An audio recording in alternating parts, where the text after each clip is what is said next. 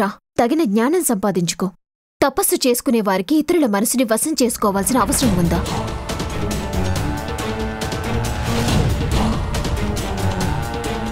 తమరు సరస్వతీ మాత, జ్ఞానం మేధస్సులకు మూలం.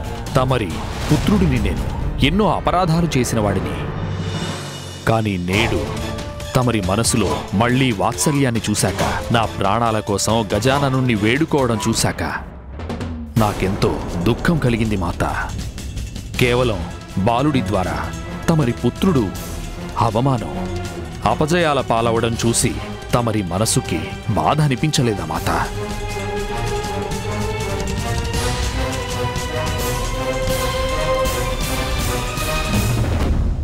ఆ బాలుడు మహాదేవుడు పార్వతీమాతల పుత్రుడైతే నేను తమరి పుత్రుడను మాత. నాకు మరొక్కసారి వరం ప్రసాదించండి మాత. ఆ బాలకుడిపై నా ప్రతాపం ఏంటో చూపిస్తాను మాత.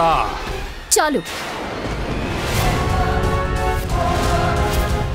పుత్ర, నువ్వు మారావని నిరూపించుకోవటానికి నువ్వు చేసే తపస్సు ప్రాయశ్చిత్తాలే ఏకైక మార్గం. అందువల్ల వరాలు కాదు, తపస్సుతో తగిన జ్ఞానం సంపాదించుకో. చాలు. తపస్సు, ప్రాయశ్చిత్తం ఇవి తప్ప మరో మాటలు రావా మీకు? సహనం, ప్రాయశ్చిత్తం, తపస్సు లాంటి మాటలకు ఎలాంటి విలువ లేదు నా దగ్గర. వరం ప్రసాదించండి నాకు. తమరు నాకు మాత కనుక పుత్రుడికి వరాన్నివ్వడం తమరి తక్షణ కర్తవ్యం. లేకపోతే సింధూరా, మళ్ళీ నీ దుష్టత్వాన్ని ప్రదర్శించే దుర్మార్గానికి పాల్పడకు. మర్చిపోకు, గతంలో కూడా నా వల్ల శాపం పొందావు నువ్వు. మళ్ళీ శపించే పరిస్థితి తెచ్చుకోవద్దు. వద్దు వద్దు వద్దు వద్దు తండ్రి గారు, నాకు శాపం ఇవ్వకండి తండ్రి గారు. నన్ను క్షమించండి తండ్రి గారు, నన్ను క్షమించండి.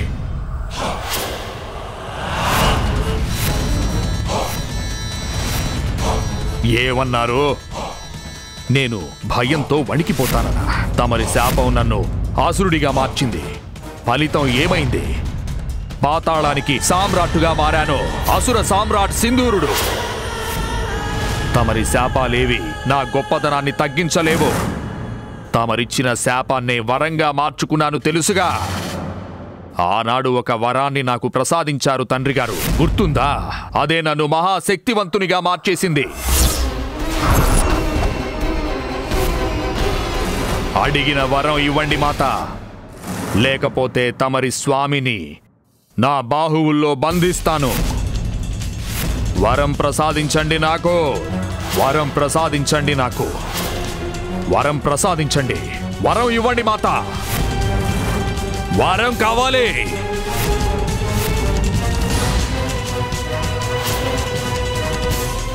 ఆగు, నేను నీకు వరం ఇస్తాను.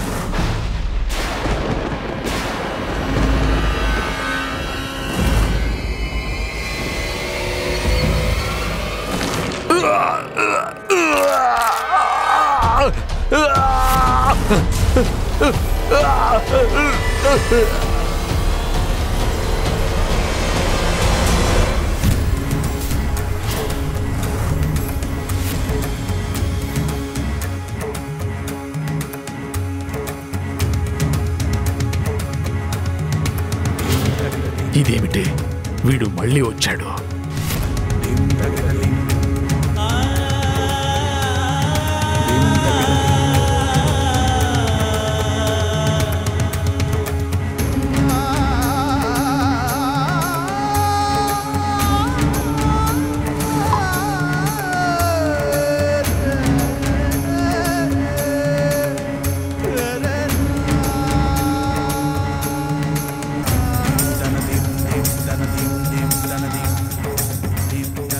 ఒక పుత్రుడి ప్రథమ కర్తవ్యం తన తల్లిదండ్రులను గౌరవించడం, వారి ఆదేశాలను కొనసాగించడం.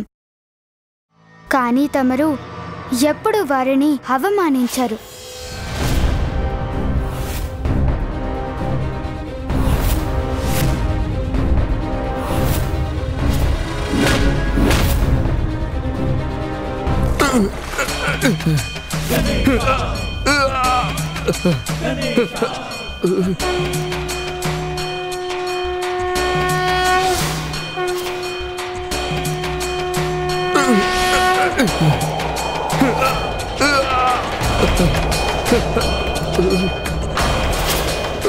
ఏం చేస్తున్నాడు?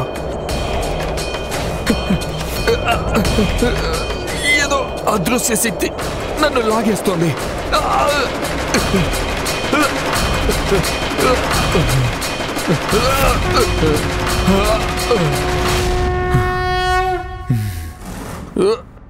తమరి తల్లిదండ్రులు తమకి జీవితాన్నిచ్చారు, కానీ తమరు వారి జీవితాలను లాక్కునే ప్రయత్నం చేస్తారా?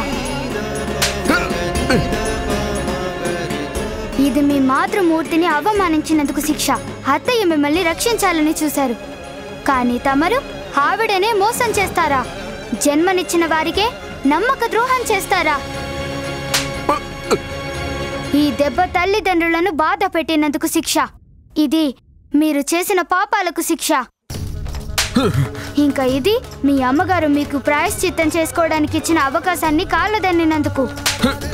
ఈ దెబ్బ మీ తల్లిదండ్రులను అవమానించినందుకు. ఈ దెబ్బ మీ తల్లిదండ్రుల మనసు గాయపరిచినందుకు. ఇది మాతృమూర్తిని దుఃఖపెట్టినందుకు. అర్థమైందా? మీకు మాత కన్నిటిలో ఎంత శక్తి ఉంటుందనేది.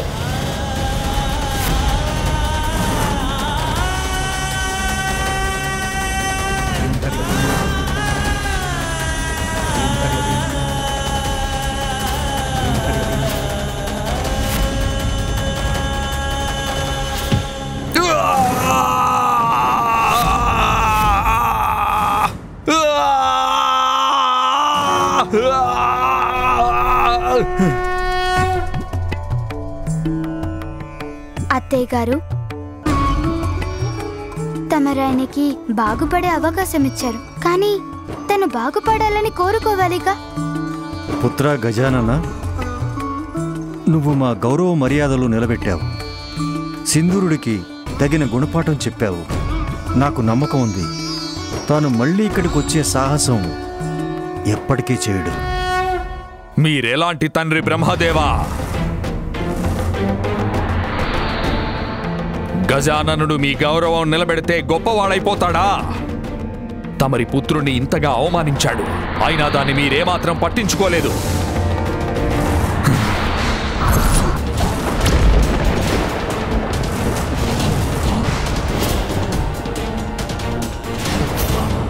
తమరి గౌరవం గొప్పది, నా గౌరవం నీచమైనదా? తమరి సంతానం పట్ల తమరికే బాధ్యత లేదా? దాన్ని నిర్వర్తించడం మాని మీ పుత్రుడికి వ్యతిరేకంగా ఆ గజాననుడికి అండగా ఉన్నారు. తను నన్ను అవమానించేలా చేశారు. అహంకారం అనే అంధకారంలో సింధూరుడి మెదడు మొద్దుబారిపోయింది. అలాంటి స్థితిలో ఉన్న వారికి వినయం ఇచ్చే వెలుగుని చూపించడం అసంభవం. సింధూరుడా, తమరు ఉత్తమ అసురుడవ్వాలంటే నా ముందుకొచ్చి మాట్లాడండి.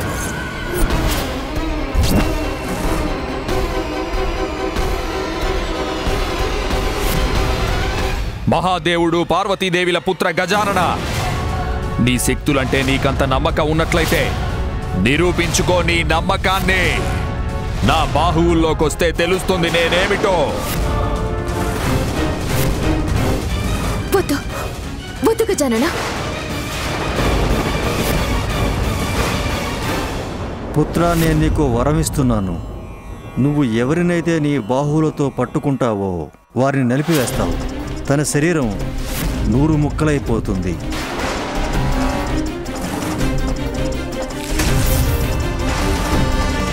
పుత్ర గజానన, ఆ పని ఎంత మాత్రం చేయొద్దు.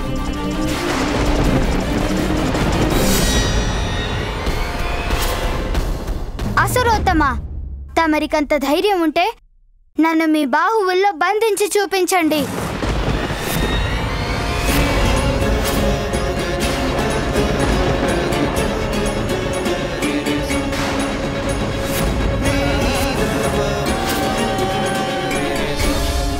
స్వామి, సింధూరుడికి బ్రహ్మదేవుడి వరప్రసాదముంది.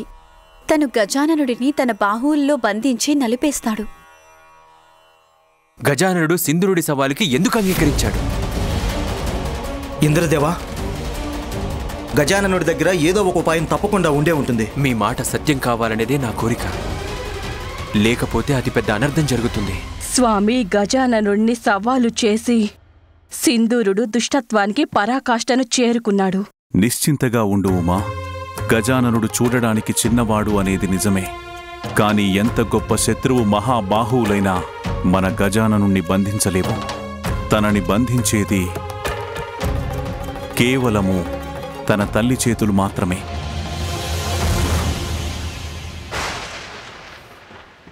గజానన, నా భుజాలే నీకు నరకద్వారాలు బాలక.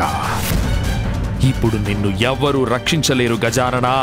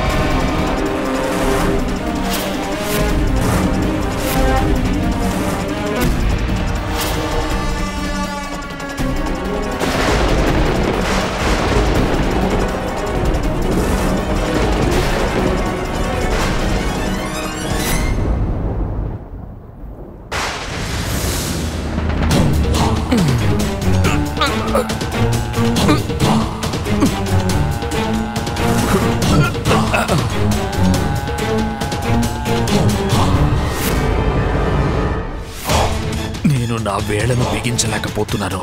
ఎందుకు?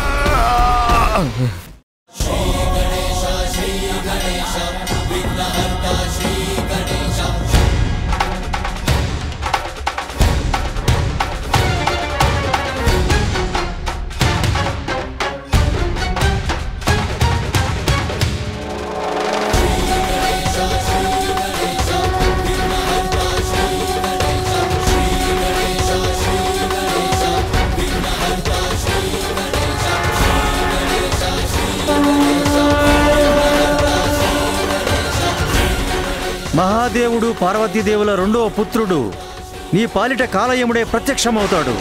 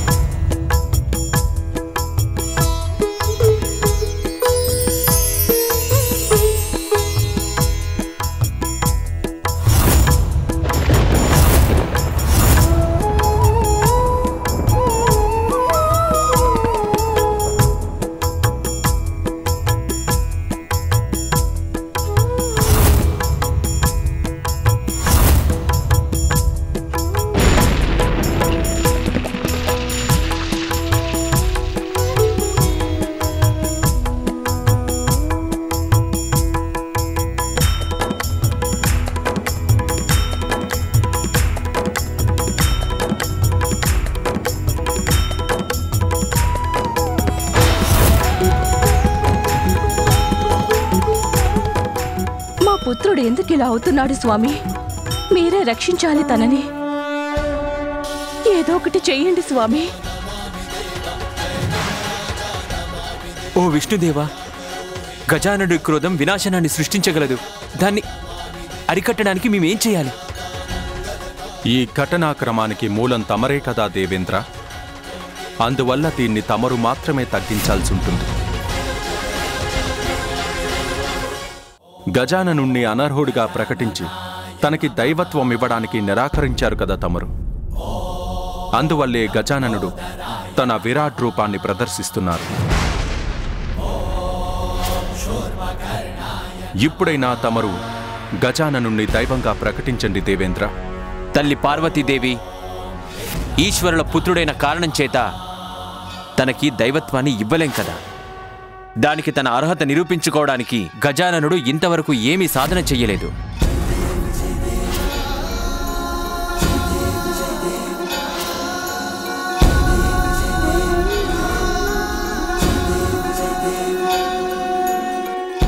మహాప్రభు, దయచేసి నన్ను క్షమించండి. నా వల్ల పెద్ద తప్పు జరిగింది. నేను తమరిని గుర్తించలేకపోయాను. దేవతల రాజుననే గర్వంతో నేను తమరిని, తమరి తల్లిగారిని, తమరి కుటుంబాన్ని అవమానించాను.